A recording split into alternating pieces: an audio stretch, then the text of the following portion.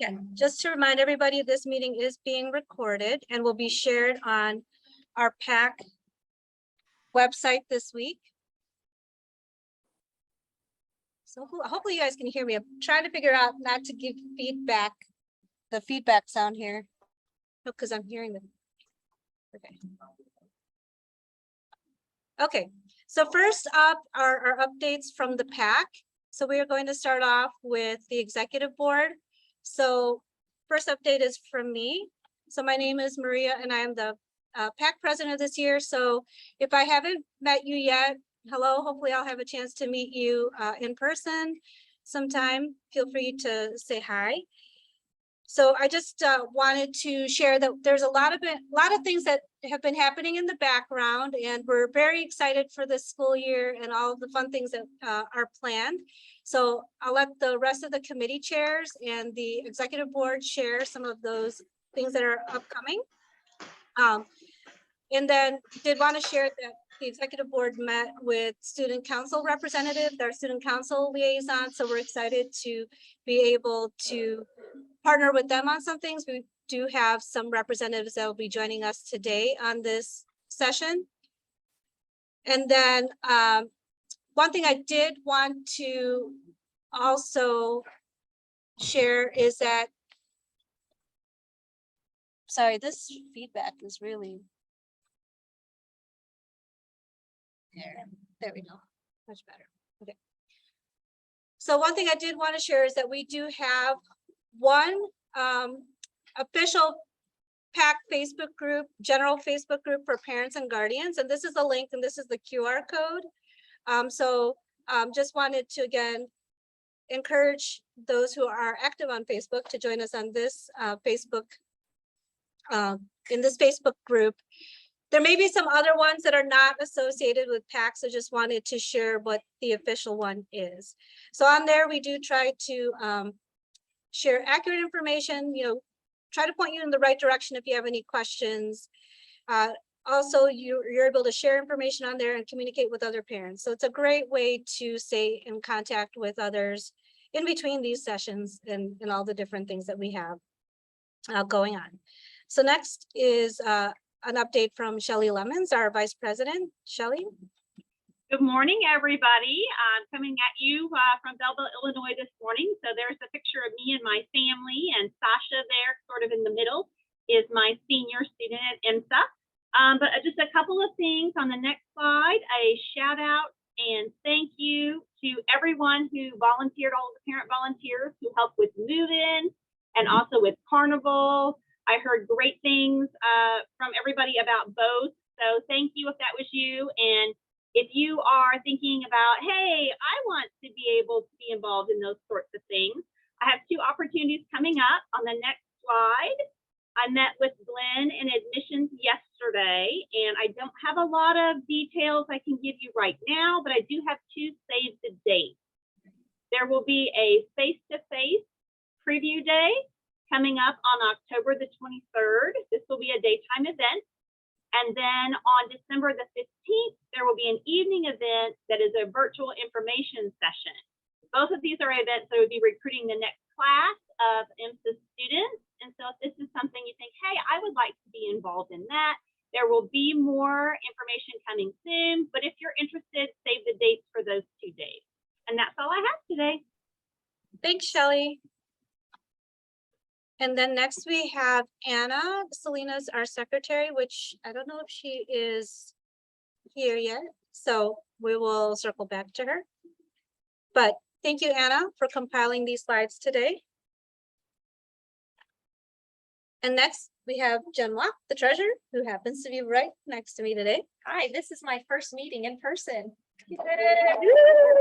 She traveled far and wide to get here. Yeah, I live close to the St. Louis area, so I'm just up here for the day, but I will be leaving by noon. If you want to catch me before I leave, I'll be available if you go to the next slide for me, Maria.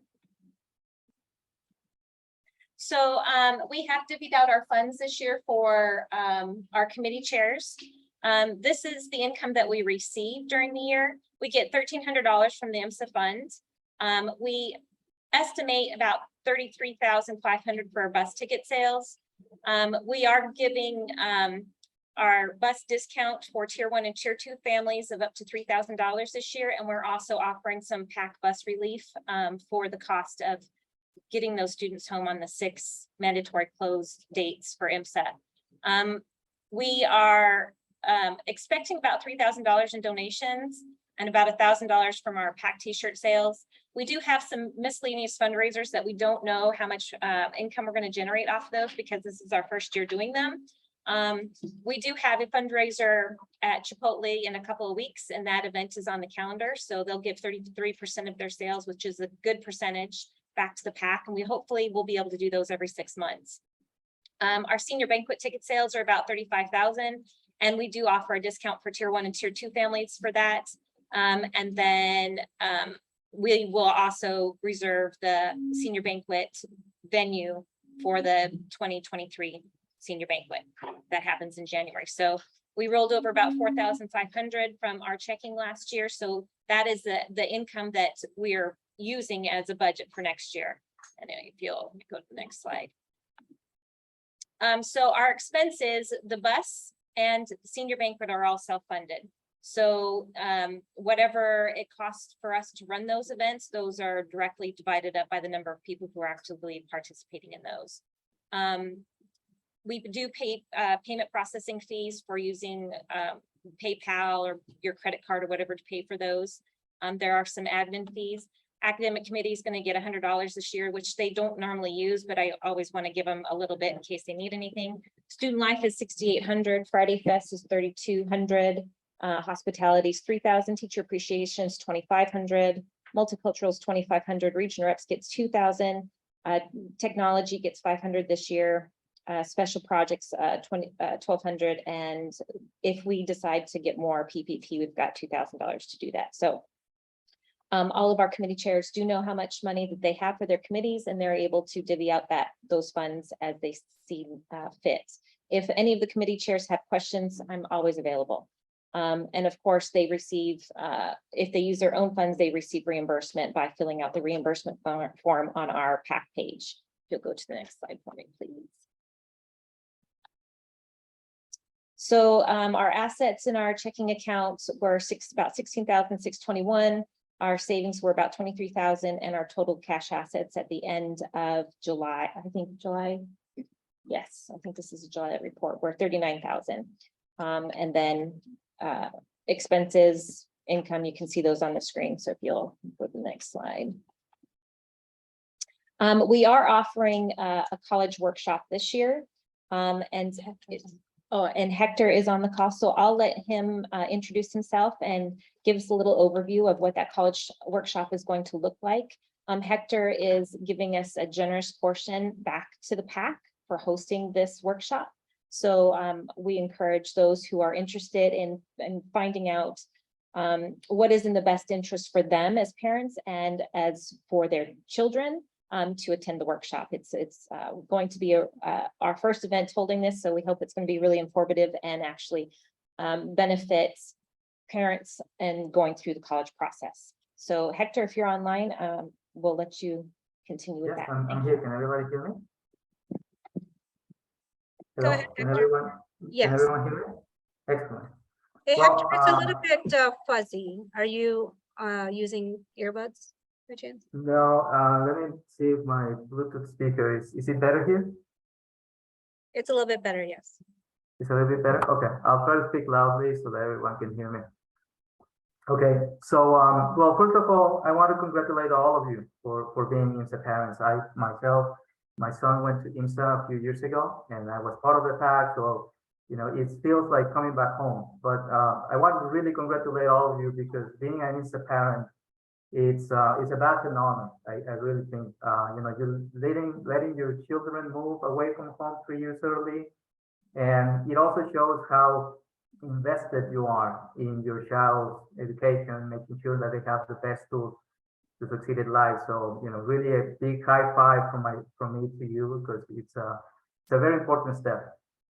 So you know, very briefly, I want to tell you what this workshop is. So I'm going to start with a little bit of a story.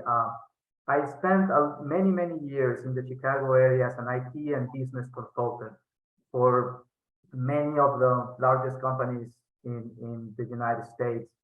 After some years, I became a business coach, and I usually work with executives or large international companies, helping them overcome obstacles that are slowing down their business or things they want to improve in their business, but also in their personal life.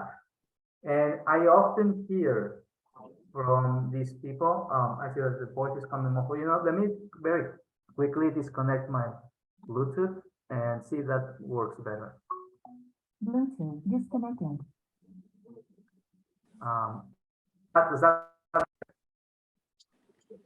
Is this better? It's a little bit better. Okay. Okay. No difference? Oh, okay. I'll try to be as clear as possible.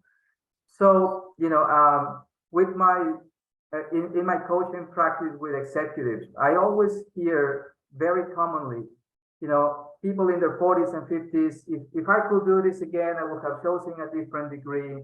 I'm very successful, but I don't like what I do. My work is killing me. I need to find something different for the rest of my life. And I hear this constantly with very successful people that are far ahead in their professional life.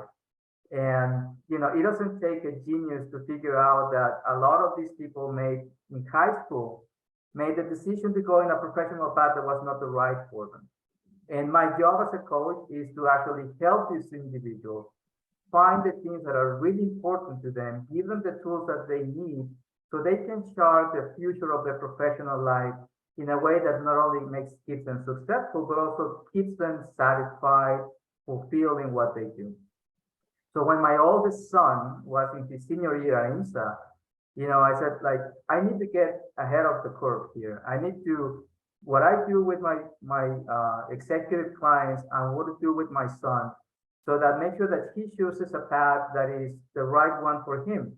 That is not only a path that will, make him a professional, a successful professional, but also a satisfied, happy professional in what he does. So, in that process, I created a number of workshops for students and workshops for parents.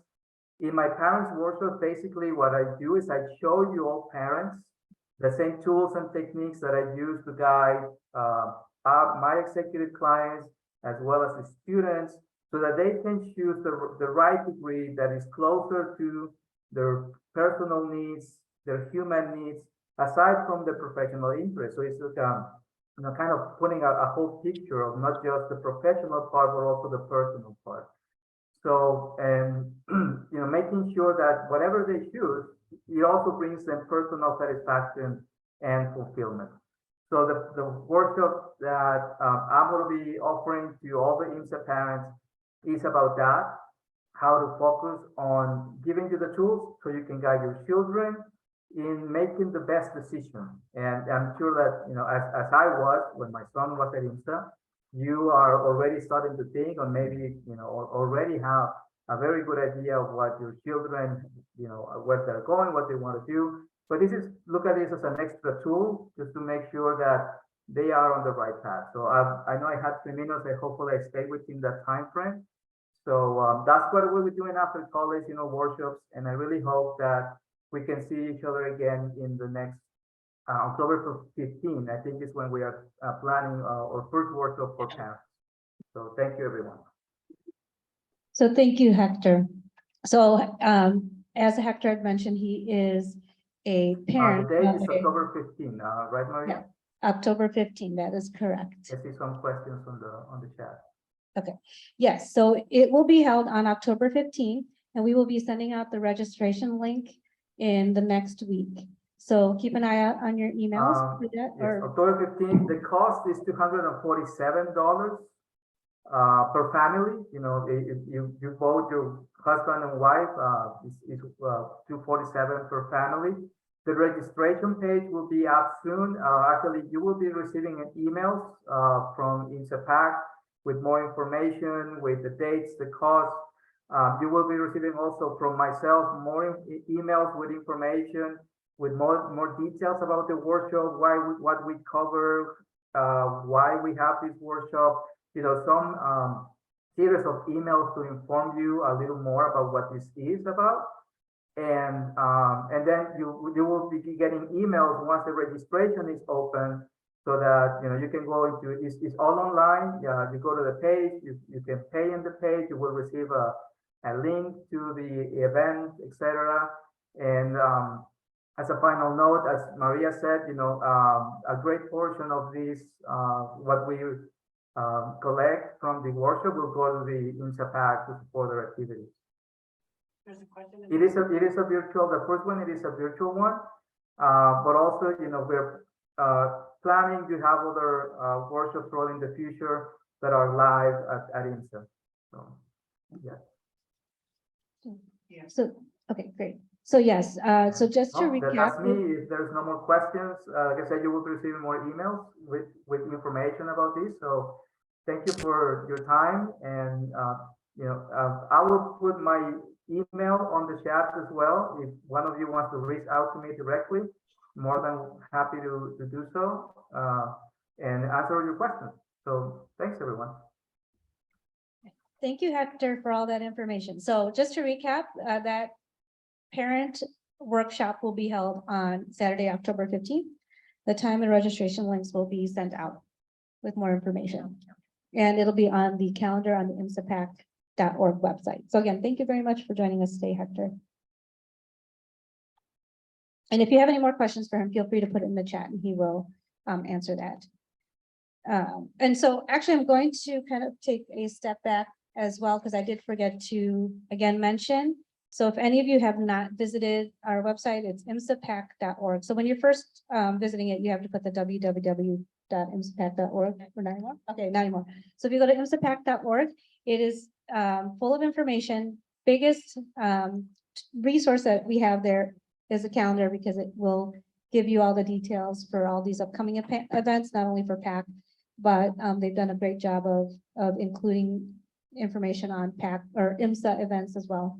And I think you were able to synchronize some of the athletic calendar sports events on there too. So hopefully you guys will be able to use that as a tool. So our senior parent representative, who is Piyush Swain, was unable to join us today. So just wanted to share the upcoming meetings that he has. He has one on this Thursday. So if you scan that QR code, or if you go to imsapac.org and click on senior parents, that information will be on there. And then next, I would like to have Maitri, our junior parent representative, give these updates. Hi, Maitri. Thank you, Maria. All right, so my name is Maitri Ghosh, and I am representing the junior class this year, and it has been a pleasure so far, and I'm really looking forward. So as you can see, that's my information out there. And then we actually already had our kickoff August 29th, and that turned out really great. A lot of participation from our parents. And then we got really good feedback and ideas exchanged. I just, noted out some of them here. Well, the best practices and success stories that was shared, and we will continue to do that in our series of meetings that we have planned for this year. I am working to get some updates on the feedbacks that we received. Please tune in for our next upcoming meeting, which will be held this coming Monday, September 12th. And then also, please continue to check our official website, the imsapac.org, and also our Facebook page, where a lot of good information is shared with the community, accurate information, and then things that you can really use real time. So that's the key piece. And if you look into the next page here, next slide, please. This I will be presenting on Monday's call, but this was something that was shared by one of our IMSA PAC board members. Actually, Anna sent it to us, which I felt pretty valuable, because we all have questions around, college planning timeline. And this was put together by our past CAC reps who are not here anymore in the IMSA campus, but we'll kind of, take full advantage of this timeline that's presented here, which really kind of, gives you the step-by-step things that you need to kind of, could utilize to prep for your juniors that are super busy all the time. And as parents, we kind of, keep thinking as in, okay, what's our next step? So the first bullet out there, as you can see, our next milestone coming up would be the PSAT and the National Merit Scholar qualifying test, which is coming up in October. So I'll not go through the details of all these, but then I'm looking forward to share this with you on Monday's call, and then we can kind of, discuss ideas and exchange thoughts through that. Okay. All right, and then this slide, I always have it out there. This kind of, shows you our series. As you can see, we already had our kickoff August 29th, and our upcoming meetings are all planned. Hopefully, those will be in our calendar, and we can all kind of, make good utilization of these meetings. Next, I really wanted to thank you all for giving me the opportunity, and I understand, being a junior parent, we have a lot of questions in our head. I do too, and I'm learning. But what I feel really valuable being part of PAC is, the information that I can really use. And I encourage all of you to utilize our PAC website, as Maria mentioned. A lot of good stuff being planned out for this year. Hector's workshop is a great tool, and you will see, I'm looking forward to attending that. And throughout the year, we'll plan, and it will be a partnership, and I'm really looking forward to this great journey. All right. Thank you, Maria. That's it for me. Thank you, Maitri. And next we have our sophomore parent representative, who is Rashmi, and she is right here next to me too. So welcome. Hi, everyone. Good morning. It's great to be here in person and meeting a whole bunch of people. I'm a first-time IMSA parent, so just meeting parents, talking to other parents has been super useful. And that's why this PAC meetings are so great, just to attend, to learn, to understand, and be aware of what's coming up. So as mentioned, my name is Rashmi Palamadai. I'm the sophomore parent representative. And, I'll be helping everyone to basically learn and, move along, help our parents, help our students, and, make it a successful year for everyone. So I do have a series of meetings coming up. The first one, the kickoff, is planned for Tuesday, the 13th at 8 p.m. I'm hoping that sophomore parents will be able to join us. Hoping to cover topics of interest to the sophomore parents, and also use that time to get your feedback and your input on how we can make it a successful year for our kids, as well as for us parents. So I have the meeting on the IMSA PAC calendar, so you can go over to the IMSA PAC website and check that out as well. And an email will come out shortly with the Zoom meeting information. And yeah, I'm planning to have the meetings almost every 2 weeks, except for the weeks around the holiday and vacation times. So definitely reach out if you have any questions, and definitely join in the meeting on Tuesday. I would love to hear from the parents if there's any questions or any collectively hoping that we can join forces and help each other out, and again, make it a good year for our kids as well as for us. Thank you. Thank you, Rashmi. And I just wanted to see, show of hands in our live audience. How many of you are parents of sophomores this year? So we have quite a bit. Woo! Welcome, everyone.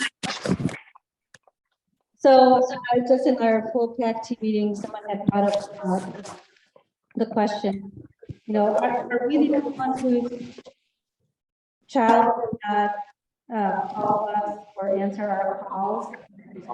Some show of hands, just in general over here in the audience. How many of you are going through that too? You call your child and So that was the funniest thing, I think, because that was a parent of a sophomore, and then when we researched them, that's quite normal. You know, they felt more at ease, like, okay, it's not just me, you know? So that's really what these parent meetings are, and that's why it's divided up by grade level, because of the fact that we understand that there's different things at each grade level of parents that your kind of your focus is on. So parents of sophomores, everything is new, you're all learning together. So Rashmi will be listening to all of you and getting your feedback and figuring out what kind of information would you like to hear about in future meetings. So just let her know, because one resource that you have is she can invite others to come in and be guests to share information in your meetings and provide feedback.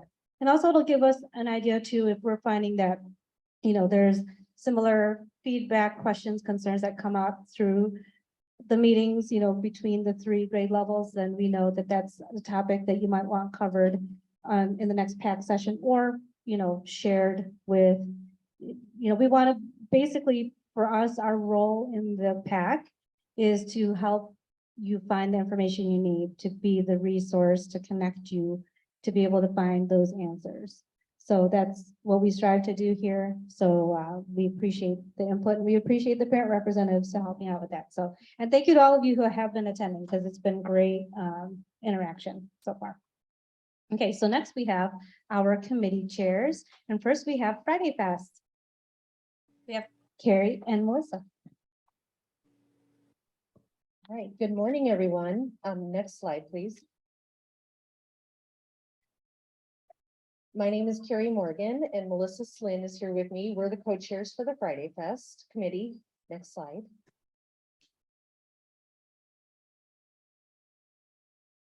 So what is Friday Fest? It is the world's largest potluck dinner. It's held several times a year, 4 times actually, on Friday evenings in IMSA's main building. This Friday Fest coming up on the 23rd will be the first authentic Friday Fest that any of the kids on campus have ever had. Last year we modified things a little bit and because of COVID protocols, but so we're pretty excited about this. We typically feed around 350 or more hungry students, and parents donate a variety of homemade foods from different regions and cultures and serve it to the kids. Here are some pictures from Friday Fests in the past. So, as I mentioned, the first Friday Fest is going to be held on Friday, September 23rd, and an email went out to everybody earlier this week containing information about Friday Fest, and then there were 3 links on there that told how you can help.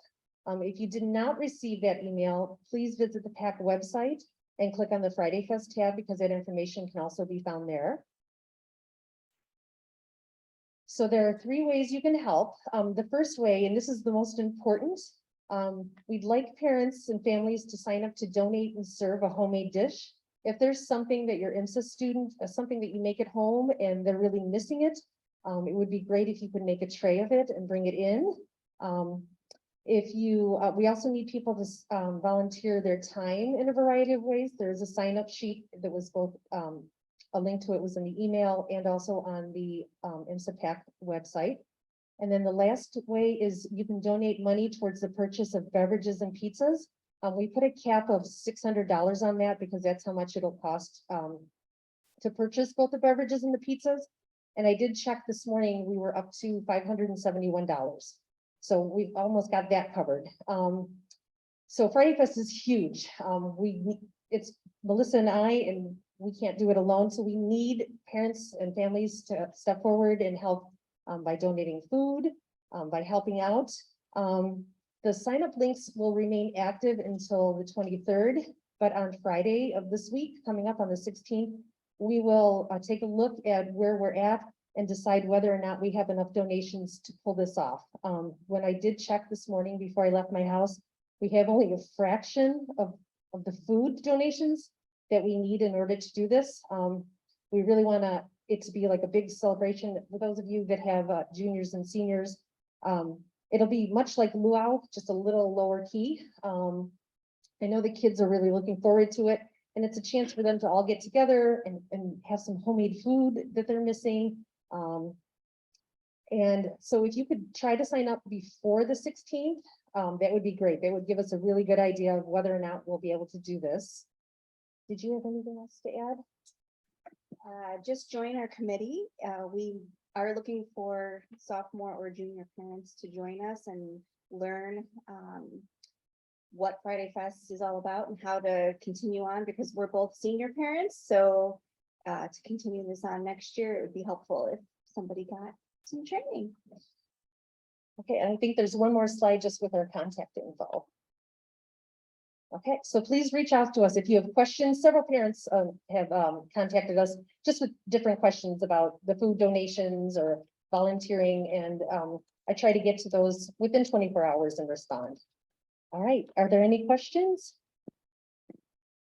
The only question was, is it, if it's luau theme, do you want plastic glaze? So the luau is actually in May. This one is a more general Friday Fest. And the Friday Fests are not themed. The only thing that really has a theme is luau in May. But so any type of food donation, the kids will love it. So, all right. So thank you to Melissa and Carrie for all that information. And so as they pointed out, and we'll be discussing that too, is that first of all, we want to thank all the sophomore parents that have been getting involved. It's, as someone had pointed out, it's a great way to connect with other parents and guardians, get to know more about what life is like at IMSA. But also, you know, to go back to what our main purpose here in the PAC is, to make the experience of students here better. And Friday Fest is definitely one way. It allows for them to have, to break a little bit of the normal food that they might have here on a daily basis. And also it gives, for those who are able to drive in, you are able to get to see the students in their home space here, in their element. And you get to probably meet some of the friends that your kids have been talking about and put a face to the name. And it's also a fun time for parents. So would love to see a bunch of you sign up so that that can still happen in person. So next we have Regional Representatives Committee, and that's Susan. Can I ask a question before you jump onto the Sure. next thing? I'm on the calendar and looking at Friday Fest.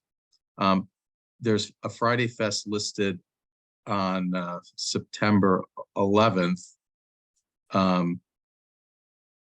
which is a Sunday, and it has a bunch of details, but when I go to the 23rd, it doesn't have all those details. So I think that's just a calendar mistake, but I'm just confirming that it is the 23rd and I can sign up on the 11th with the information that's listed on the 11th. Okay, we'll take a look at that calendar invite. So Carrie was just saying that the meeting, the calendar event on the 11th is a meeting. It's a Sign up to volunteer for Friday Fest. Oh, okay, so it's a reminder. So one of our tech helpers here, it's a reminder to sign up to volunteer. So I guess we should also mention that there are sometimes reminders on the calendar at the beginning of the week, I think is when they're usually on there. Try to post them Okay. on Sunday.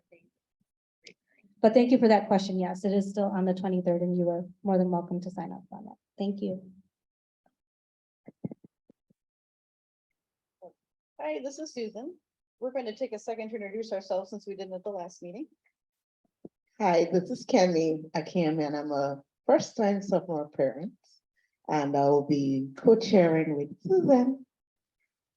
My name is Susan Jones. It's a picture of me and my son. I wanted to point out that even though you can push your seniors into looking at Southern schools, you're going to have the one that takes you up to Frozen Lake Superior in February. And I have 8 layers on and my eyeballs are frozen, but as you can see, he loves it. So I think that's all right. So thank you so much to all the regional representatives that helped with the regional picnics. Some were big, some were small, but I think everyone had a great time at all of them. Any regional reps that haven't turned in their reimbursements yet, there is a link on the PAC website, or if you email the regional rep email, which will be later on in here, I can send you a link if it's easier. We are looking into other regional events that we can do during the year. I put maybe just for parents. Sometimes when your IMSA kids do manage to come home, they really don't want to do anything except be home. In my case, play with the dogs and maybe see mom a little bit. But the parents do like to get out. I know in region 1, we had a couple meetups during the year, which was nice just with the parents to be able to connect. And if you go to the next slide. These are just the IMSA regions, if you're unsure what region you're in. And by all means, you're more than welcome if one region is having an event that you're close to, you don't have to stay within your region. So if you're in region 1, but you have a region 2 event that's near you, by all means, you don't have to just stay where you're at. Next slide, I think this has Chicago detail. There we go. And so if you wanted to contact Kemi and I, you could email regionchair@imsapac.org and we can help you out. We are looking for a region 5 representative as well. So if someone would like to sign up, we'll probably start talking about the picnics later on in the year for next summer. So if you're interested in region 5, just send us an email and we'll get you set up. Thank you. Thank you. Thank you so much, Susan and Kemi. I'm looking forward to seeing all the fun regional events that'll be happening. So thank you. And thank you again to all the regional chairs that planned all those picnics. And then we have Susan Beck for Student Life Committee. I think I'm the only one here today. So if you go to the next slide.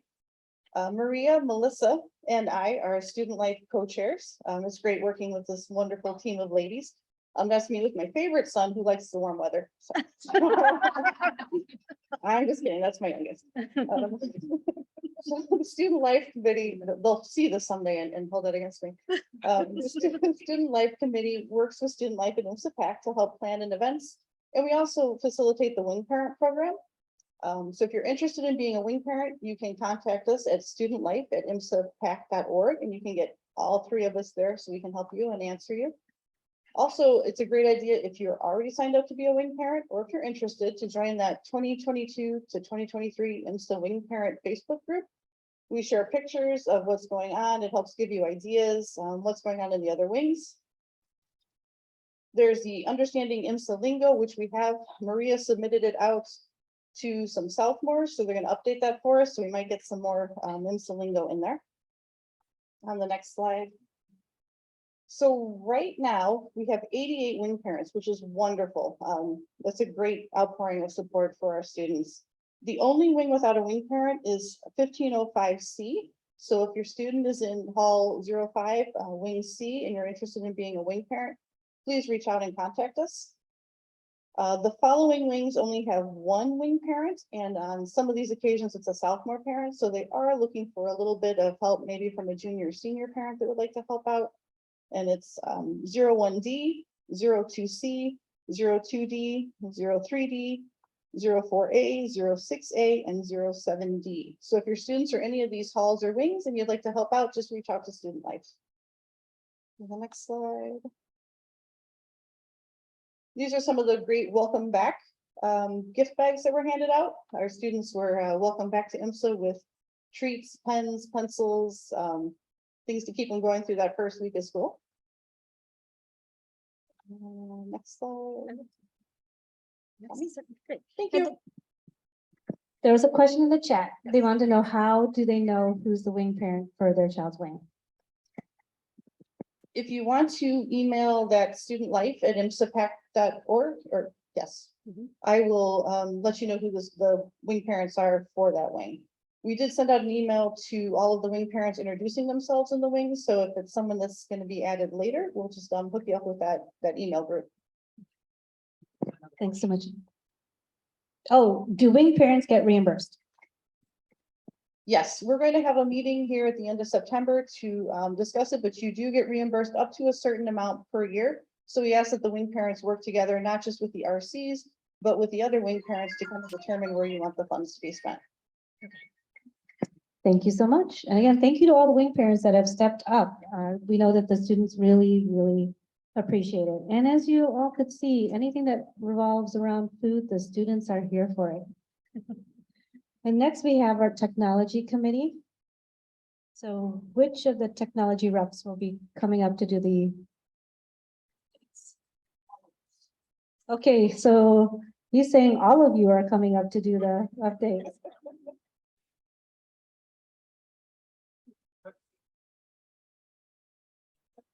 Do we have enough space up here?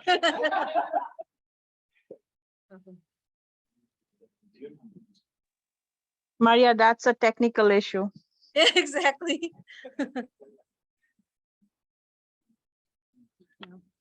Hi, I'm Jim Ramos. My committee is Jose, Charlie, Sudhir, Nagesh, Ellen, Fang, and Kunal. Ellen is not here, nor is Fang, because they are downstate. Excellent. I'm from Aurora. Those are my 4 kids.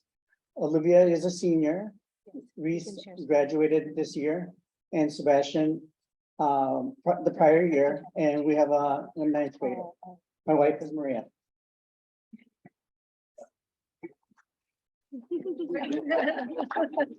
Oh, sorry. I gotta move this over. I'm sorry. Yeah, my name is Jose Rodriguez. I have one daughter, Vanessa, a senior, and Laura, a junior. We worked with Jim since last year, and we are having a good number of technology support here because Jim and I, we will left this at the end of this calendar student year, and we have a good number of support coming in. Thanks. Oh, sorry. Yes, I'm Charlie. I have my daughter who's a junior here, Blasita, and my wife Prasanna and my son Benjamin.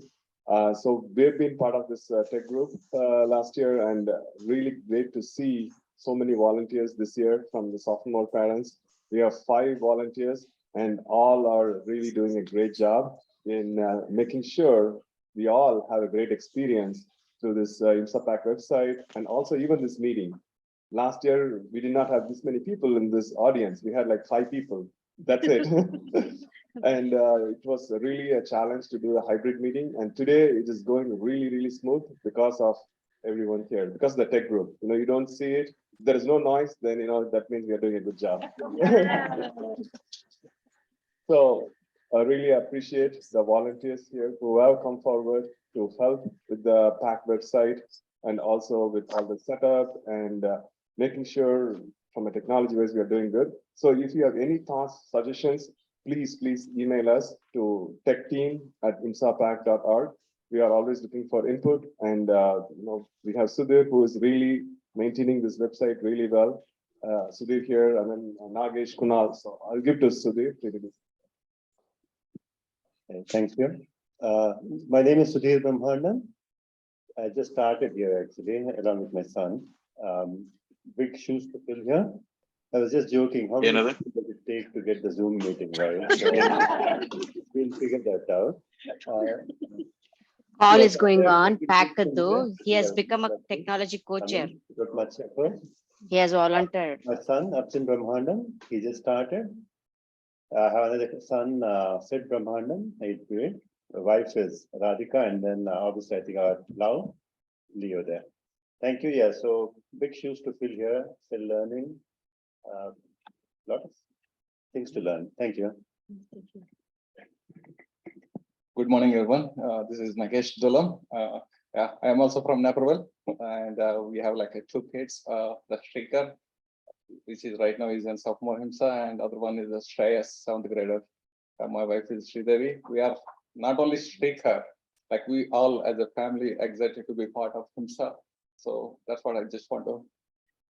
So great. That's what I just want to see how that goes the next 3 years. Thank you. And then is Ellen on the call? Oh, sorry. Ellen, are you on the call? I don't think she's on the call. Yeah, I'm here. Oh, she's there. Hold on real quick. I'm Got the mic from them. Okay. Oh, sorry. Go ahead, Ellen. Go ahead, Ellen. Hi, I'm Ellen. I'm on the tech committee. My daughter Catherine is a sophomore. I have Phoenix, Emily, and Mo is in 1st grade. And my husband is Jeremiah John. Thank you. And Fang, are you on the call? Oh, she's fine. Okay. So Feng is from Champaign and she's got a sophomore max and her husband is Hugo.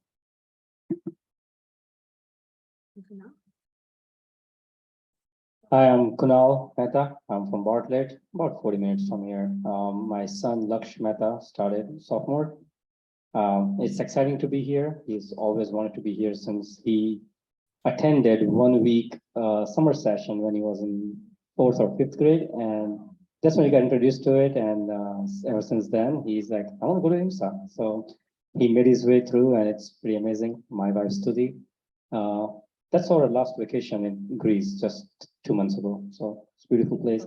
I'm part of the tech team, enjoying. I've been into the tech world for more than 25 years. So trying to help the team sort out things better, security wise and website and everything. So yeah, again, as everyone says, thank you for being here. And if any questions you guys have about technology, how we can make things better to communicate with the IMSA PAC and everybody else, please let us know. Thank you.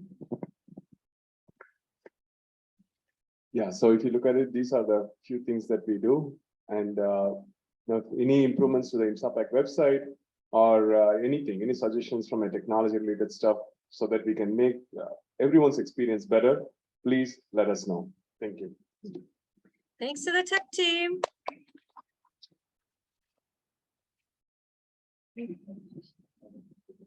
Thank you. And as you guys have been able to tell, it does take a little bit of teamwork here to get us up and running for hybrid meetings. So much appreciated. Next, we have our Transportation Committee, and I believe they are online to give us updates. Good morning, everyone. My name is Jill Sigliana, and I have a senior, Miles, at IMSA, and I live in Edwardsville, Illinois. So if you do not live in Naperville with the entire technology committee, you might be interested in knowing how we get our children home the 6 times a year when IMSA says they have to leave the dorms. So that's what we do on the Transportation Committee. And I'm very happy to serve with Abhijit and Kate. And we're the kind of senior members who've done this before on the committee. And Abhijit is on his 2nd IMSA student. So he is our most experienced committee member. And between the 3 of us, we each represent one of the 3 routes that I'll describe on the next slide. And we're really grateful to 2 new members who have expressed interest in learning about the Transportation Committee, Shin Yang and Peter. So thank you to our new members, and I'm ready for the next slide. So the Transportation Committee, as I mentioned, arranges a bus service, 3 buses, for each of the 6 mandatory dorm closures during the school year. And Jen, our treasurer, mentioned in the beginning of the meeting that this is a self-funded service. So unlike local school districts that provide bus service, because of the special nature of IMSA, the school doesn't provide bus service. This is our commit. This purpose of this committee is to operate essentially a giant carpool service. It's arranged by parents, paid for by parents, and utilized only by our IMSA students. So, and because of that, the cost varies a little bit every year because it depends on how many families sign up to use the service. We have solicited bids from multiple transportation companies. And the service that we've used for the past, well, I've been involved for 3 years, and Abhijit has been involved for years prior to that, is a company called M&M Limousine. So we arrange contracts with them to transport our students. The 3 routes are illustrated on the map. There is one route, Bloomington, that goes from IMSA to Bloomington, Springfield, and our slide says Fairview Heights, but we've actually moved that final destination to Troy, Illinois, because it's more directly on the route of Highway 55. Last year, we were very fortunate to add a route. So last year there'd only been 2 routes, but because of more enrollment in the Carbondale region, from the most southern part of our state, sending students all the way up to IMSA, we were able to add a Champaign Carbondale route, and the Carbondale route actually stops in Marion, Illinois. And then we also have our shortest route is a route between IMSA and Peoria. So in our preliminary bids from M&M Limousine Service, the costs listed on this slide show what it would cost each family to sign up for the full package of 6 round trip rides on the downstate bus. So we ask families to sign up for the entire package because that's how we negotiate and determine rates and pricing and contracts. There is very generous assistance available for any family who receives tier 1 and tier 2 financial assistance.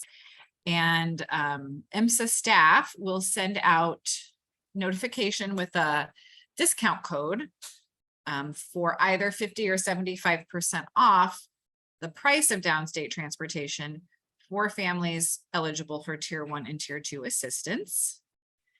So what you can do right now, if you would like to reserve a spot on the downstate bus, is to scan the QR code that you see on the slide or go to the PAC website. You can also access the survey from the transportation link on the PAC website. And you click through to complete the survey and provide us all of your information, and it will take you directly to a payment portal where you can make payment for transportation. We always receive a lot of questions about how this works, and we are having a full meeting devoted entirely to downstate transportation this coming Tuesday at 7 p.m. The link for that can also be found on the PAC website.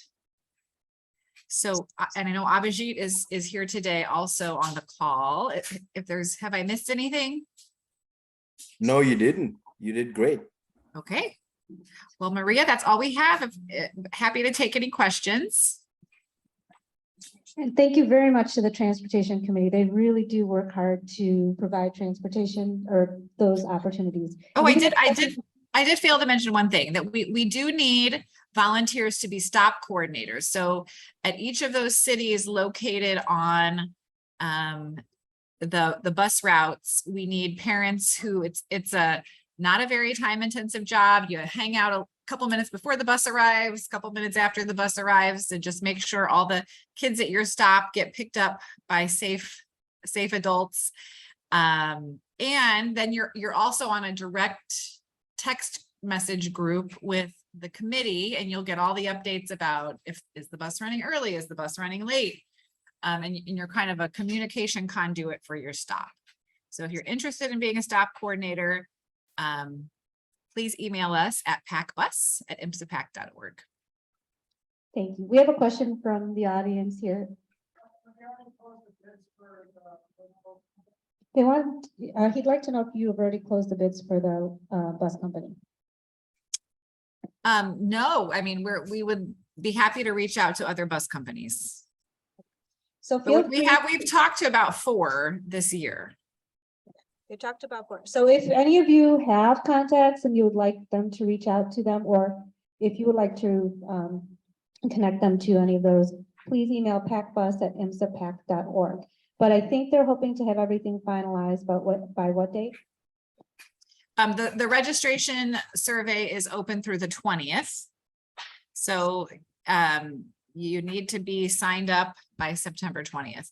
We do offer one-off single trip rides, but no seats are guaranteed. You can't prepay for that. It's just if we have extra seats available at the time of each ride, we will let families know. And it's there's a premium charge So you'll pay a little bit more per trip. And again, those seats are not guaranteed. It's just if somebody decides not to use the bus or a parent picks up their child instead and we have an open seat, we can offer those to other students. And again, these are the kind of details that we can really dig into on Tuesday. So I hope you'll join us. If you're interested in using the service, it would be great to see you on Tuesday at 7. So someone would like to ask a question in Spanish. Can someone translate for us in the audience? Oh, Anna. Okay. All right. Go ahead. Buenos días, disculpe que en español haga mi pregunta. Nosotros vivimos ya cerca de Indiana, en East Side, Chicago. Mi pregunta es si hasta este lugar el autobús proporciona el transporte o hay algún lugar a donde llegan los estudiantes.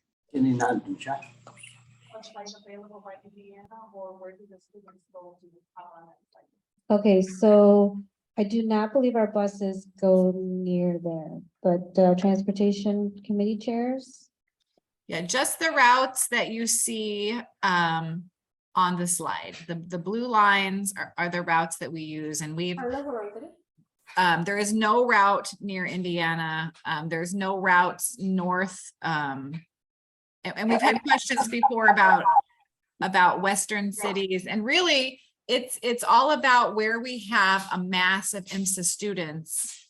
You know, so and we didn't used to have a route to Carbondale, but Kate did some networking with other IMSA parents in her area and said, hey, there's demand here. So if you know of other IMSA student families in your region, please let us know. But otherwise, you know, a lot of families arrange personal carpools if there are just a handful of families in a region, or, you know, do a combination of carpool and train. So I know this is a challenge when our children are at a residential setting and don't have vehicles. So, you know, I have found that other IMSA parents are really willing to work together on sharing rides, carpools, and helping each other out. But, you know, unfortunately, our committee only arranges right now these 3 routes unless we hear of demand elsewhere. Yeah, and that's the key, right? Demand is through the pre-registration survey that was published and that closed on the 30th of August this year, right? So if we actually would have gotten more people from that specific region that they would wanted to get this service, then we would have considered that route definitely. Now, sometimes just having the families from that area may or may not still justify the service, because we still have to look at the economy of, you know, providing that bus service and at what cost. Other idea could be, you know, if Champaign, if it is closer to having that Indiana border, you could still choose to use the Champaign as or Marion as one of those stops. That way you don't have to drive all the way to IMSA, and you can pick up your student from those designated spots. So it's not, again, too late to sign up for the bus survey. Somebody was asking where is the website to register and pay for the bus service. There is a link here on this presentation. You see there is a QR code. If you have a phone, you can scan it. If you go to imsapac.org, there is also a link available there for you to fill in that registration survey. Okay, thank you very much. And again, I encourage you to attend their parent information meeting on Tuesday, September 13th at 7 p.m. That information will be on the calendar on imsapac.org as well as on the transportation tab. So if you have any questions or any suggestions for route possibilities, that's the meeting to attend. So again, thank you very much. You can still ask questions in the chat. They will still be on for throughout this session. So thanks again. Thank you. Okay, and next we have updates from parent representatives. Is anybody from Student Council on the call? Hi, so my name is Maggie. I am a junior and I'm this year serving as Student Council Vice President. And so we've been really excited to get back on campus and get going with our several projects.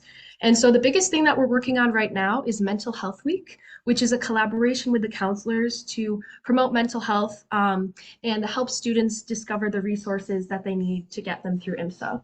So we've just finalized the schedule with Ms. Takesha Reams. And this includes several fun events. We're bringing in therapy dogs.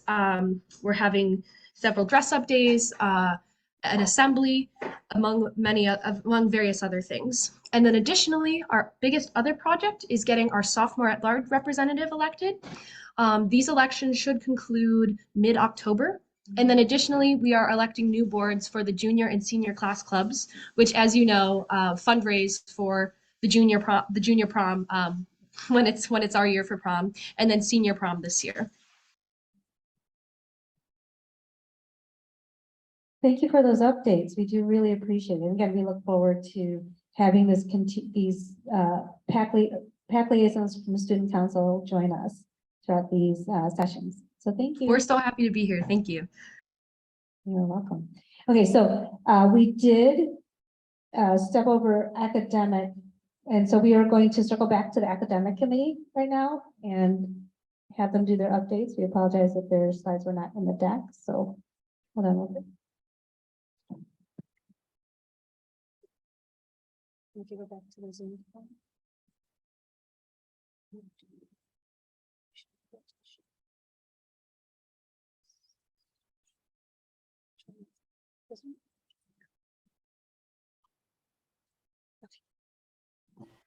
DK? Yeah, I'm here.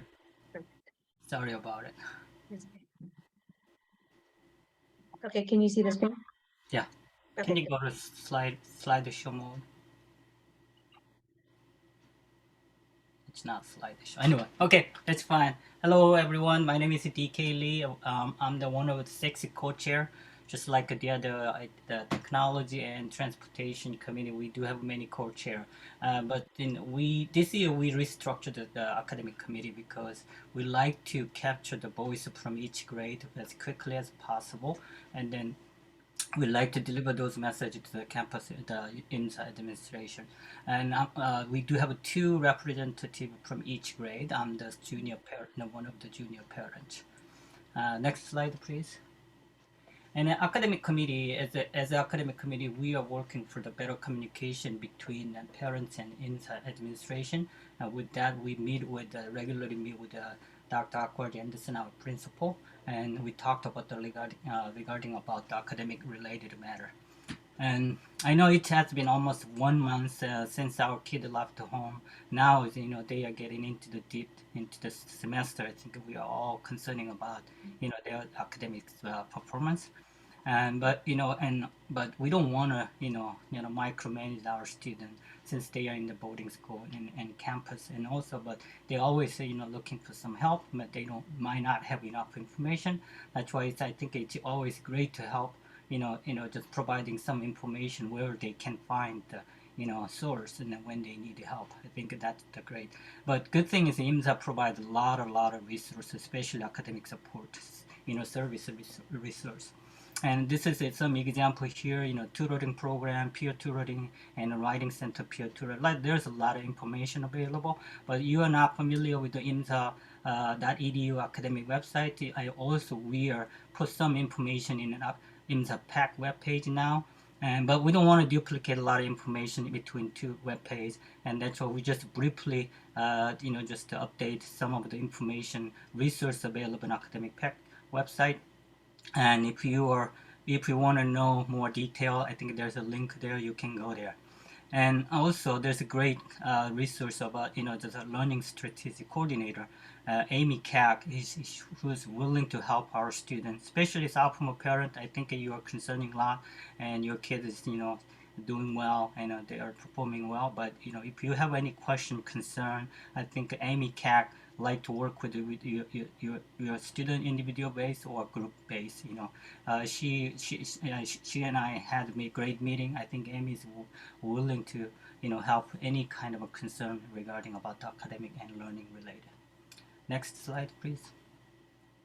And as we are meeting with the Dr. Akwarji Anderson, our principal, once a month, so usually we meet with 1 week before the PAC meeting. We met with the September 1st, and there's already question about the CAC and SIR from the junior parent meeting, and we talked about it, and a lot of question who's going to be, you know, the next person, and after Julia's retired. I mean, Dr. Akwarji Anderson announced, and she mentioned it. And this year we do have 2 CAC representatives, but she hasn't shared yet. I think she will announce pretty soon the 2 representatives. And once we do have a representative who know who they are, I think we'll update as much as possible, all related in college and academic counseling. But there's a ton, and I know that the matrix shares some of the academic processing planning plan, but there's a lot of information. It's already available CAC and IMSA CAC webpage, and also there's some link in our IMSA PAC webpage. And there's a question about the SILP, the ACT test, and I know that you know the PSAT test is scheduled in October. But SAT and ACT individual test information is also available in a webpage, but just be careful, not all the test date is not, you know, IMSA not service the test site. As some of the date actually IMSA service a test date if you are interested in taking SAT and ACT test. And also there's all regarding about, you know, colleges, especially junior and senior parents, about the admission process, and all those information is available. And then soon there's a lot of webinar and then CAC meetings are going to be scheduled. We'll share those information through the IMSA PAC webpage. Also, there's a lot of question about the SIL, student inquiry and research. I know there's the SIL presentation scheduled on the parent date, which is September 17 next week. I think this time this SIL presentation is open for every student, every parent. I think if you have any question about SIL, I think it's a great opportunity to get listen, and if you have a question, you can ask during that session. Next slide, please. We don't want to duplicate a lot of information from IMSA main homepage, but if someone does not, you know, want to go or not familiar with IMSA.edu webpage, we love to put any information you like to have, especially academic related. We just basically here, I just made a link for the academic support service and CAC information and then SIL information. If you want to have some other information, you want to put it in this webpage, we'll be happy to work with, and just please let us know. Next slide, please. And again, we really like to help, you know, and also make a better communication between parents and IMSA administration. And if you have a question, you know, comment or concern, just, you know, reach out to the academic at imsapac.org, or you can, you know, during the each junior and sophomore senior parents meeting, you can bring up the question and concern. You guys can discuss. I know each the representative will directly, you know, just they bring to the question to us, and we can discuss. And if we need to talk to the, you know, the IMSA administration, we will bring that issue to the, or matter to the, you know, meeting during the meeting with the Dr. Akwarji Anderson. That's all I have. If you have any question, I'll be happy to answer. Does anybody have any questions for academic committee? And just want to thank the academic committee for all the hard work they've been doing in making sure that information is shared both ways between the parents and IMSA. Oh, there's a question in the chat. Is there going to be a weekly academic committee meetings with IMSA parents? By academic committee meeting is only, the academic committee actually meet with the Dr. Akwarji Anderson once a month, but there's no actual academic committee meeting. But academic committee would love to participate each grade, you know, sophomore and junior and senior parents meeting. But it's actually, we haven't really scheduled academic committee meeting yet. Okay. Thank you very much.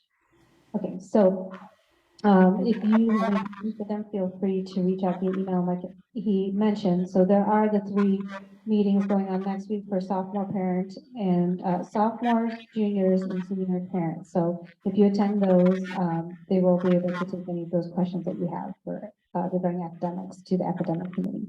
So I'm going to switch up the schedule a bit, and next we'll have student affairs updates. And then we'll go back to the other team. So we have Katie Berger here in person.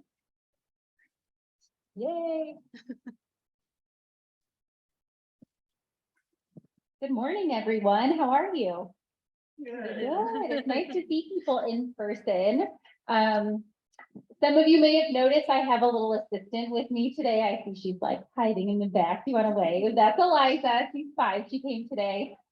She's in kindergarten this year, and her teacher is a wonderful woman named Dakota, and she sends us emails every day letting us know what they're learning about in school. And so on Thursday, we got an email that said that they were learning about mathematicians. And so I said, you know what, on Saturday, you're going to go to a place that's full of mathematicians. And so she's asking me, which one is the mathematician? She met some of the IMSA students. I said they're studying to be mathematicians. So it's a very exciting day. We're learning lots of great things about math. And it's really a representation of the fact that this year we're able to be a little bit more open on our campus. Those of you who have been around for a little while, maybe have older kids or returning parents, know that many of us like to integrate our families into the IMSA experience because, you know, we're here at some odd days and odd hours. And so it's nice that we have transitioned to a more open normalcy this year because last year I wouldn't have been able to bring her to a PAC meeting. So I would have been on the computer, right? So I do want to highlight a few of the upcoming events. Maggie did a great job featuring our mental health wellness week that is starting not next week, but the week after. On that Monday, we have an all-school assembly on that topic. And I want to bring your attention to that because we always are going to encourage you as parents to be aware of what's going on with the students, but then also engage in conversations with your students about what is going on. That assembly on Monday will be recorded. It will not be live streamed. It'll be recorded though, so we'll share it out with you in the event that you would like to do that. The following week, the last week of September, is also homecoming week. So another great opportunity if you live local or you don't mind making a little bit of a drive to come out and support our students.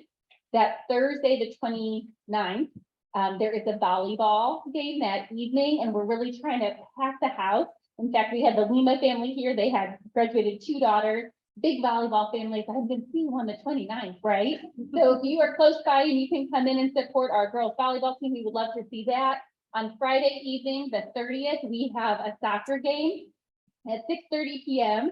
We are renting lights to do game under the lights, and the students are working on some fun, kind of engaging activities for families who are able to come and for their peers, of course, as well. So if that is something that is potential for you, we'd love to see you. And then the dances, of course, on Saturday, October 1st. I don't think your students would like it if I invited you to that event. But if you want to come by and take pictures, feel free to. We're going to do some shuttle buses to restaurants so that they can have a nice meal if they'd like to, or a semi-nice meal. The Corner Bakery's on the list, I think. But they were saying Red Robin. They were telling me some of the places they were coming up with. So we want to make sure that you're aware of some of the things that are going on with the students too. The academic stuff, the learning, the planning for college, all those good things, but also the fun stuff that's happening. You know, the beginning of the school year is really focused on establishing new routines and new norms. And so that's something that we definitely want you to be able to talk to your student about too, kind of that what's working and what's not. What are you seeing that you're really excited about? And what are you seeing that you're not so excited about? We also would love for you to engage in conversations with your students about kind of how they are establishing IMSA as their new home. And what are some of the kind of norms and expectations that you're hearing from IMSA are expected in your home. One thing that we know is that new freedoms come with being on campus. And so some of our students sometimes push the boundaries a little bit with those new freedoms. We also know that different families have different kind of rules and expectations and norms in their home that might be the same or that might differ from things at IMSA. And so I definitely encourage, again, that conversation. One thing, for example, that we are working with our students on is related to the cafeteria. Okay, so our students, everybody's supposed to be wearing their ID, right? This is like a norm in schools nowadays. Some of our students just really do not like that we ask them to wear their ID. They just don't, okay? The ID is what you need to scan to go into the cafeteria, okay? That's how we pay our vendor for the cafeteria. Some of our students don't really like that they get asked to wear their ID and get scanned to go into the cafeteria, okay? And so what I try to share, because they're like, just type in my number. I'll tell you my number, just type in my number. That's what they'll tell the person at the front. And what I share with them is, if I go to Wendy's, I love Wendy's, love a spicy chicken sandwich. And I go and I don't have my credit card and I say, just type in my number. But people are like, I'm sorry, ma'am, no spicy chicken sandwich for you today, right? That doesn't work. And so that is what we are trying to share with our students is there's some new norms that we have to get in the habit of. And so, you know, some days this doesn't really look so good with my outfit either, but here I am wearing it. And so we're going to ask you to do the same thing. And we're frustrated perhaps because you don't want to wear it or because you don't have it and you're being asked to go back and get it. Let's make sure that we're not taking that frustration out on the person who's asking you to present your ID. The other thing that they're doing when it comes to that is, I don't have my ID. I really don't want to walk all the way back and get it. So I'm just going to have my friend let me in the side door and I'm going to eat my meal anyway. Okay, so that's a problem because we pay when you swipe, right? We pay when you swipe. So when we don't swipe, we don't actually pay our vendor. I'm like, that's a problem, right? Like that's a problem too. And so we're just having to, when you're 15, you don't think that way, right? And so we're just having some conversations with our students to talk through what are the impacts of some of our actions? What is the source of the frustration? How can we work through that? In some homes, some students are really great about cleaning up after themselves. And I think that they come to IMSA and they're like, nobody's here to tell me I can't leave this here. So I'm just gonna leave this here. And sometimes nobody's there, right? Sometimes I walk in after, I'm like, why are they here? And so we're helping our students remember too, we got to clean up after ourselves. And so if you can help us engage in those conversations, we're growing young adults, we're growing future leaders. And so these are some of the things that we're having conversations with. But it's always really helpful for families to engage in conversations with whether your child is doing this or whether your child is not, because we all kind of know what's going on. So we always ask for that support. Believe it or not, this is the last PAC meeting that we're going to have before the first extended weekend. So I also thought I would just kind of put in a quick plug for extended weekend. So on that Thursday, I had to write down the date, so you know, I'd forget it. October 6th, Thursday, October 6th, the residence halls close at 5 p.m. Classes will end early at 12:35. The downstate buses will run. We heard all that great information about the downstate buses. We'll run shuttles to the Aurora Transportation Center as well throughout the day at varying times so that students can take the train home. But the halls do close at 5 p.m. And I know that that requires some planning. I've already had a few days where they changed up the schedule. I'm like, we're only on day 12 of school, right? And so I know that it requires a lot of planning, and that's why we want to let everybody know in advance, because the halls do close at 5 p.m. and we do need everybody to vacate because our staff has to go through and do all the rounds and do all of the process involved with closing the hall. And then our facilities team starts getting in to do filter changes and things like that. So we do ask for your cooperation and partnership on that. I know that you are always on a tight schedule, so I'll hang out in the back for anybody that has questions. I'm happy to answer your questions. I will not be at Parent Day next weekend. We have a family wedding. It's a very exciting day in our family. So I will not be available. So I'll definitely hang out in the back to answer any questions you might have today. Katie, there's a quick question about our non-IMSA students. Are IMSA students allowed to bring non-IMSA students as guests to homecoming? So the question is related to guests for homecoming. This is a big question, right? It's actually a question both ways. I want to go to my homeschool's homecoming dance and they're making me fill out this form. Who has to sign the form? The person who signs the form is Dana Gannett in Student Life. So if your student wants to go to another homecoming, come to Student Life. Dana's out for a couple days. I can sign it. Really, the form is like, the student isn't a troublemaker, right? They're not going to come from your school to our school and get into trouble, right? So that's all that form is for. Related to coming to IMSA, we are actually, as long as we continue to be in the green status as a community for our COVID levels, then we will be able to have guests come for homecoming. Perfect. Okay, I'll hang on the back. Thank you. Thank you very much for those updates, Katie. Appreciate I'm it. sorry, can I ask a quick question? Yep, there's a quick question. Go ahead. I might have missed the forest for the trees. You were talking about paying for their meals with their cards. My daughters are at universities and they have that on their phone and they're able to pay by using their phones. All these kids nowadays have phones with them. Is there something I'm missing, like they need to have IDs or something, or is that something that we could look at going forward? Hold on real quick. So the question is related to when we are paying for the meals in Lexington, is it a swipe or is it a scan? And if it's a scan, can we do it on our phone? So the question is, or the answer is it's a scan.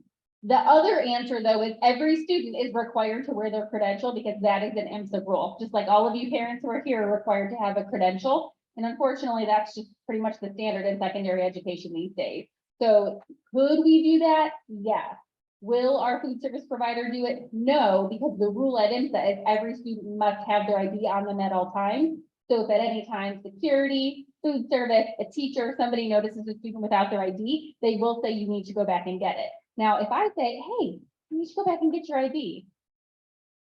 Maybe they will, maybe they won't, but there's nothing that they need from me but their ID, right? Food service is the one place where they need their ID. Now, of course, if a student says it's broken, they're like, okay, come on, let's eat, go in the morning, go see Minerva and get a new ID. The issue that we run into is when it's the same students day after day after day after day. It's not the one-off. It's not like I forgot it today or I broke it today. It's like, this is the 5th day in a row that you're in here without an ID. We're going to need to do something different. And so it's that piece of it. It's the habitual behavior that we're trying to nip. It's not the one-offs. Thank you very much. And I'm going to go back. We have a representative from Lexington Food Service with us today. So Daniel, are you on the call? Yes, I am. Hi, good morning to everyone. I just wanted to introduce myself a little bit and update you a little bit about what's new about IMSA. I think that the newest thing is me. I've been here about 3 weeks. I've got about 30 years worth of cooking experience, 25 years worth of management experience, and I'm looking forward to just improving the quality and of the food and the number of options available for the kids. In addition, I'm an IMSA parent as well, so I have a kind of a vested interest in making sure that that happens. You guys have any questions for me, I'd be happy to answer them. Does anybody have any questions for Daniel right now? Hold on. Hi, Daniel. Good luck on serving food this year. My son's a junior, and the one feedback I've gotten about IMSA is that, to be polite, the food is substandard. And I was on a call last year, and parents were commenting about the food bill we're incurring to feed our children who are students here. And my wife and I are spending quite a bit of money to feed our son who will order dinner. And the one comment we get is the food's been, it's been substandard, subpar. So I don't know what, if any, information's been communicated back to you and what changes are going to be made to improve the quality of the food. I just make a comment. You look at these high schools throughout the country that are dedicated to sports. They all have spectacular food vendors. IMSA is on par with those schools. Our students are the academic athletes, the mathletes, as I like to say, and it's imperative that they're well fed. I just want to know what, if any, changes are going to be made this year to address the comments that I've heard from at least my son and I guess other students because of the comments made by parents. What's Lexington going to do this year to improve the quality of the food?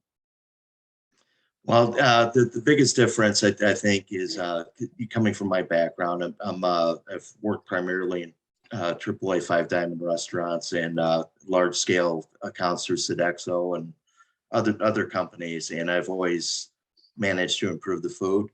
I think it's improved substantially over next year. We're going to continue improving the quality as I work with my cooks to teach them what my standards are. They're much higher than what was being done last year. So we're going to continue doing it. The main reason I took the job here is because my son is a student, and I heard the comments that the parents were making, and I saw some of the pictures that were coming out of the food, and it did look disappointing. And I know that I can make an improvement, and I think I have over last year already, but we're going to continue to improve. I'm reviewing the menu items that are being served and removing unpopular ones and adding more fun items, ethnic items, more vegetarian items as well. You know, so we'll continue to see an improvement over the course of the year. So I hope that answers your question. All right, we have another question or comment. Hold on.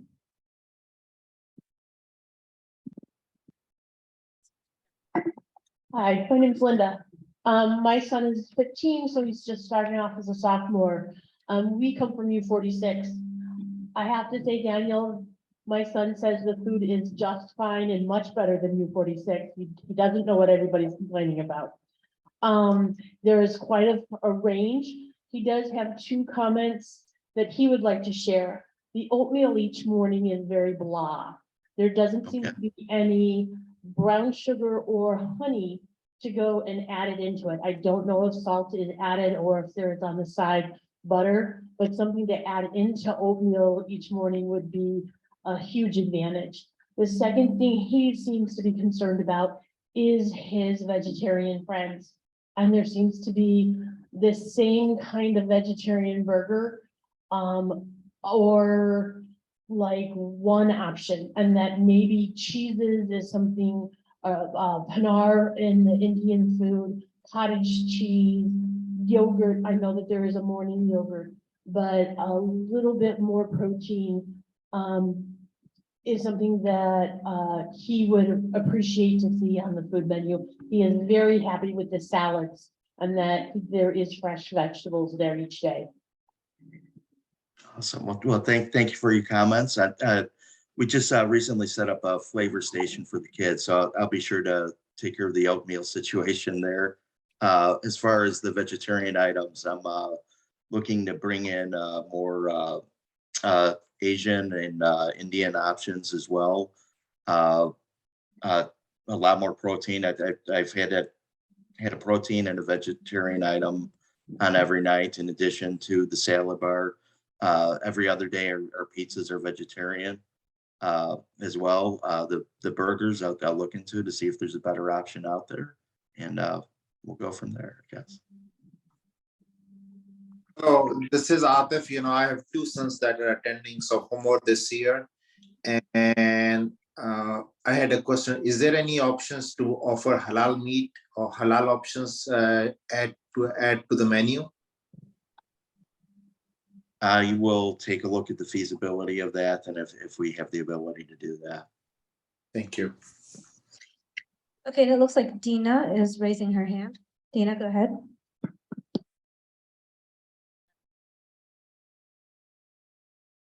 Dina Lunkin.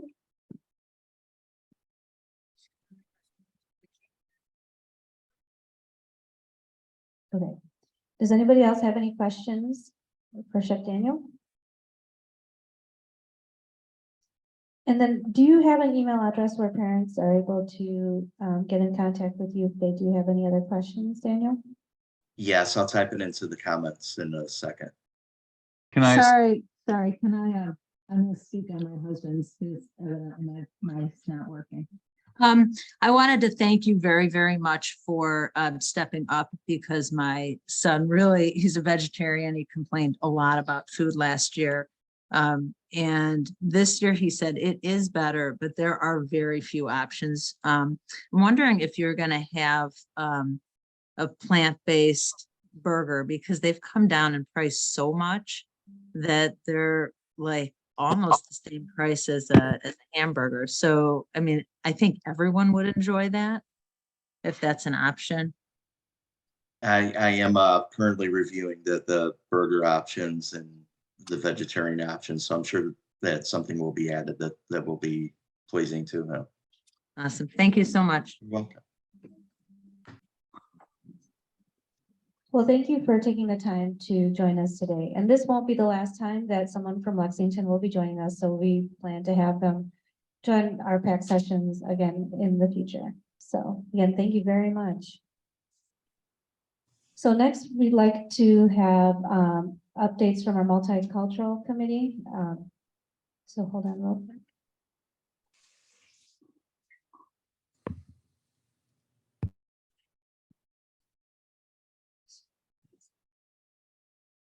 Good morning, everyone. My name is Mei-Lin Lu. I'm also a first-year IMSA parent. So I'm the co-chair of a Multicultural Committee. Somehow we don't have the slide on me. I saw it from last meeting. So usually we have 4 culture shows for the academic year. This year we only have 2 culture shows. So I just recently reached the diversity, equity, and inclusion department. So they set a schedule, which is one is for November 11 and 12, which is a Friday and a Saturday. That's for Indian Student Association and the Black Student Union Culture Show. So we have 2 days because one day is for the parents, one day is for the students. So we couldn't hold not that many students. So we do need to allow parents help to donate food and donate your time as well as your culture customs. So then when they have the show. And the second one is on February 3rd and 4th, which is Asian students in America and Alma Latino culture show. And so more detailed information will coming up since because the pandemic for the first past years, they did not do the in-person. So this year we're going to do the in-person and have also allowed food, right, for the students. And besides that, so about myself, I live in the suburb in Oak Park, which is closer to the downtown. I have 2 boys. My older one just went to college. He went to the University of Illinois Champaign for pursuing his dream major, which is the computer science. And my second one is now the sophomore, right, in the first year student. For myself, I actually work in a financial consulting firm. So what we host a lot of financial workshops, educate people about how money works, how tax works, right? How to save money, grow money. And one of the important services we provide is for kids' college educational planning and try to help the parents to maximize your financial aid, right? Minimize your own pocket pay. So I know a lot of seniors are not applying now. If you need some suggestions, now I will be helped to share the information. For those that still have younger kids, but always plan early, plan better, that's good, right? How much we pay from our own pocket directly affect our own retirement, right? We all want to retire early. So I would really strongly suggest get the information. We provide a free consultation, okay? No obligation anything, okay? So you can get my business card, talk to me if you need those information. Thank you. All right, so next I'd like to call on Dr. Comfort Kwaji Anderson for updates from the principal's office. Oh, question. Yes, yes.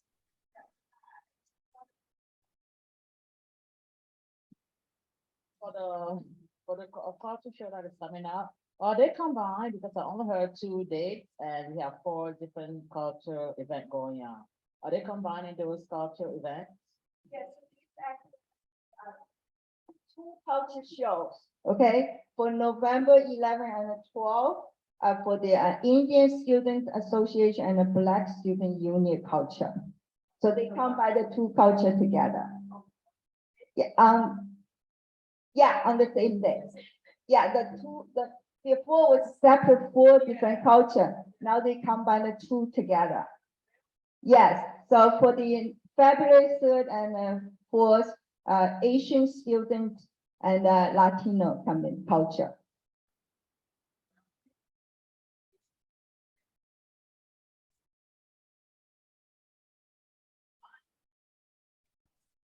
All right. Oh, actually, we'll have some updates from Dr. Comfort Akwaji Anderson on that. So thank you very much. Okay, go ahead, Dr. Comfort. All right. Hi, everyone. I'm sorry I couldn't be there in person, but you know, I'm always excited and to join you. So I'll start by sharing some good news. You all know that we had a biology teacher opening. I am happy to share with you that we have hired a new biology teacher who will be starting on Thursday, this coming Thursday. So I'm really excited about that. The next thing that I want to address, because I know you all have questions related to, is the upcoming Parent Day, which is on the 17th. We are looking forward to that and your participation. It is going to be virtual. I already had shared that based on feedback from you all last year. Some of you, I know we have new parents here. When we agreed that we'll do it virtually, but in the spring, we are going to you know, do it in person. So we're looking forward to that already. Now, during Parent Day, we are going to address a lot of questions that I've been getting from you all. I know that you have lots and lots of questions, senior parents, related to your seniors. So the CACs will have 3 sessions during that time on Parent Day. We'll have a session for senior parents, a session for junior parents, and a session for sophomore parents, so that the CACs can answer any and all questions that you may have. I really appreciated, DK mentioned earlier that the things that have been posted on the CAC website, so be sure you look at that. And if you have additional questions, I'm pretty sure that we'll be able to answer those for you on Monday. Since I'm on the topic of talking about the CACs, you all have been wanting to know who is going to be the CAC representative to the PAC meetings. So we're doing something different this year. When Udia left, she was the coordinator, and she's the one who came and spoke with the PAC and did presentations and things like that. We have 2 co-leads for the PAC group this year, and then we have 2 new PACs. So what I like to do is to make sure that you all get to know them. So we're going to do a rotation. So I'm not going to give you names of who is going to be your PAC rep, but what I'm going to do is we're going to do a rotation. They'll all take turns. Sometimes it might be 1 person, sometimes it may be 2, and they'll do this presentation so that you get to know them better. So that's what we're going to do. But trust me, your questions are going to be answered. The support that you need, we will make sure that you get it. And then I have some additional information. And then I had some other pertinent information that I wanted to share with you. I'm going to start with something that DK also mentioned. It had to do with, you know, he shared the academic support services that we have, which I think, you know, we have a lot of those. But one thing that I want to ask you to partner with us, as always, is please, please, please tell your student if they have an appointment with their teacher or with Amy Keck or any staff member who can provide support, or me, please, please tell them to show up to their appointments. We are having a lot of issues right now where I'm pushing the teachers and holding them accountable and saying, you need to make sure that you provide the help that students need. And then they schedule meetings with students and they don't show up. So I wanted to, again, mention this to you and ask for your help. Please tell the students, show up for your appointments. That would be great. I also wanted to mention to you that we are in the process of sending out a call for proposals in regards to intercession. So parents are invited and encouraged to submit proposals. I want you to note, however, that sessions that are led by parents will need a faculty and or staff member to serve as a sponsor. Now, if a parent submits a proposal and is accepted and no faculty, staff, co-sponsor is identified, no worries. We will assist you in identifying someone to support you as a co-sponsor. The other thing that I wanted to mention to you is that you are going to be getting, beginning on Monday, Monday's the 12th, yes. You will be getting some great notifications emails. So let me explain what that means. So we will be sending some weekly, we started this past year, actually. We are going to continue sending you grade notification emails throughout the semester. So the grade notification email, again, it alerts you families when students have a C or D in one or more courses for 2 weeks. I'm going to repeat that part. You'll get an email if your student has a C or D in one or more courses for 2 weeks during the semester. So with the week not needing to be conservative, so it doesn't have to be they had a C or D this week and then next week, or last week and this week. It could be they had a C or D this week and then they skipped another week and then they have another C or D. We just want to make sure that we are providing just in time support and that we are working with you to support students. So the messages that we send to you actually will also include a list of proactive steps that you and students can actually take to partner with us to help support the students' academic success. And again, I'm going to mention what I said earlier. One of those strategies is for them to show up to their appointments.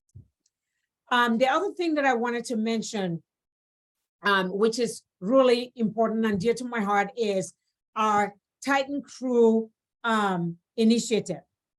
Students are expected, just like I said, they need to show up to their appointments. Students are expected to be in their classes, to attend their crew sessions. And so please talk with them about this, because I know we had some challenges in the past with students not showing up or taking it seriously. I will really, really appreciate you having a conversation with students about it. There are, so one of the things that we did was we got feedback last year. We got formatively, we assessed or got input, sent out surveys from students. We also talked to some of you parents because we knew you were hearing things from students. We talked with faculty in regards to how it was going. And we got some feedback that required us to make some changes. And so we made those changes. And so this year, the Titan Crew initiative or program looks a little different. So there are 4 additional changes that we made that I'm going to mention to you right now. The first one is we have a new attendance procedure to ensure that students are there consistently, so they attend consistently. And we will treat their not being there like we treat non-attendance to other classes. So this is an academic initiative, and I want to make sure that everyone knows that. The second change is that we, the plans for Titan Crew in the spring semester are going to be project-based experience. This was based on feedback from our students. We met with the student leadership group and grade level representatives all through the summer, as well as feedback from their teachers. So it led us to make that change. We're also adjusting the Titan Crew meeting days to Mondays and Fridays instead of A and D days to create a more consistent routine for our students. So again, this is something that we would like to collaborate with you to make sure that they have a good experience. You know, we want to make sure that students feel, you know, good about being on campus, that they have an adult, faculty get to know them better, and things like that. And then finally, I wanted to just say, we are once again making sure that if our students, for whatever reason, are not able to participate in learning in person on campus. We're making sure that if they're being sent home and they'll be home for a couple of days, we're making sure that they're going to continue to learn. So we're going to be doing that hybrid. But one thing I ask of you though is, because I'm already getting some feedback related to this, if a student's not feeling well and they're home, we want them to get well, and then, you know, they can participate in learning. We will make sure that if they need to get a Zoom link, they'll get that. So I just want you to rest assured that if they're coming home for whatever reason, we're not going to forget about them or ignore their academics. If they're able to participate, we will make sure that they do so. I think those are the main things. Oh yeah, I have one more thing. Dr. Anita White, you all know she's the interim dean of academics in my office this year. And she is also one of the leaders of the advocate program. So she wanted me to make sure I communicate this to you all to encourage your student to request an advocate.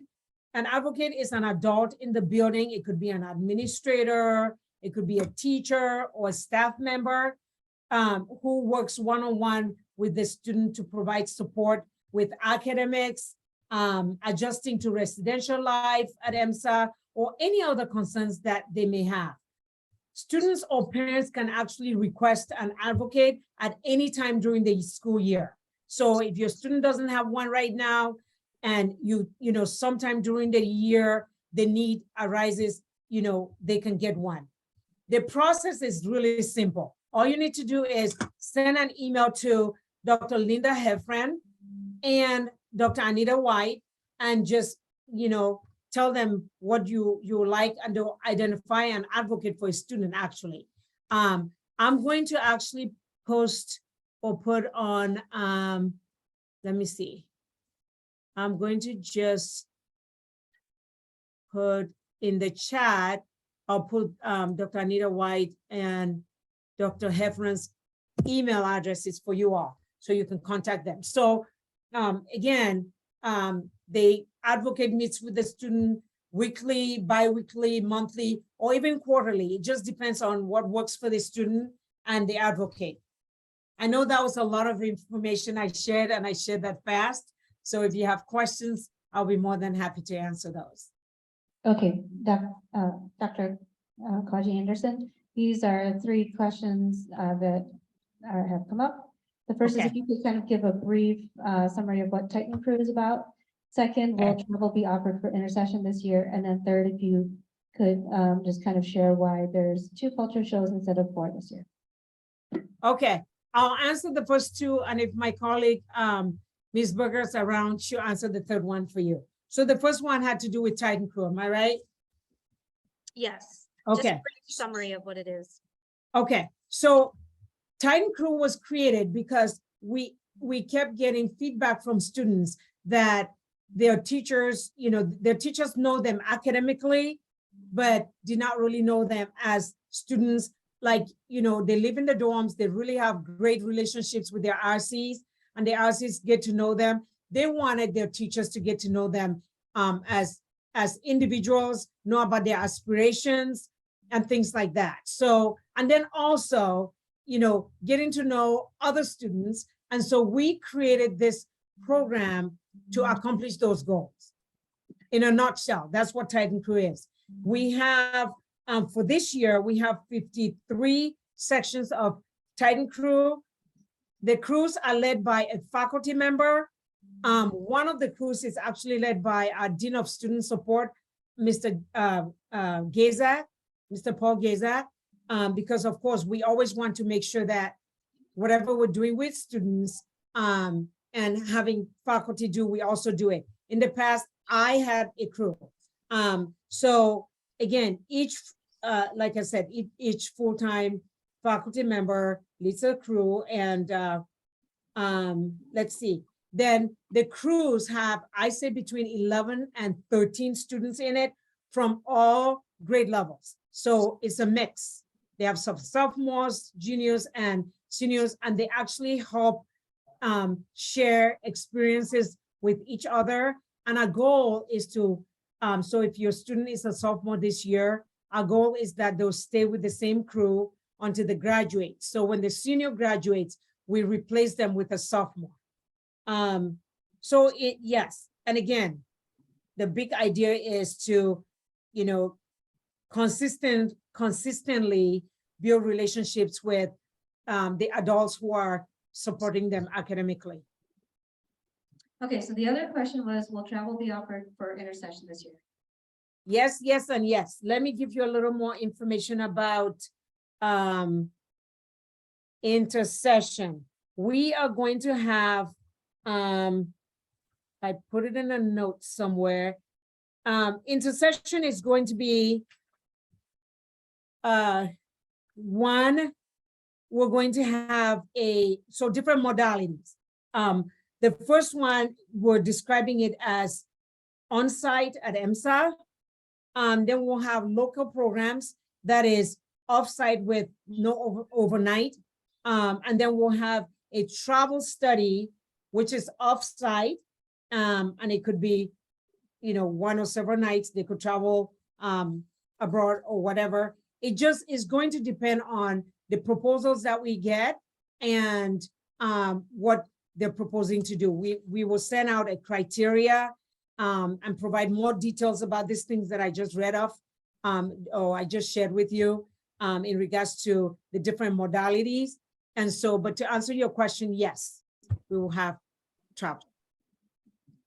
Wonderful. And Ms. Katie Berger has already left for the session, so we can reach out to her about the question regarding the culture shows later on. Yes, yes, I would rather have her respond to that because she oversees the folks who work on supporting students with those shows. I don't want to give you wrong information. So, and I'll tell her, I'll tell her that the question came up and Maria, you and I can make sure that we get the response to the rest of our folks.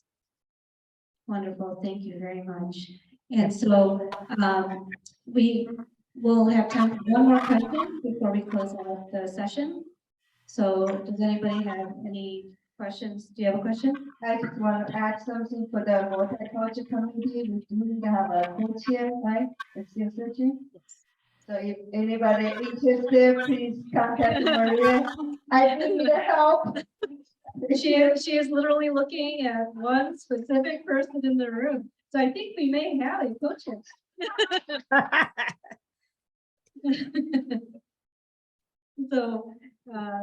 So see, this is why we bring everybody together. No, I'm not scaring anybody away from coming to these sessions.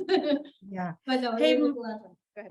Maria, can I take just a quick second to say thank you so much to the PAC Academic Committee for a good start to our collaboration this year. And of course, thank you to the rest of you parents for continuing to partner with us to support our students' learning.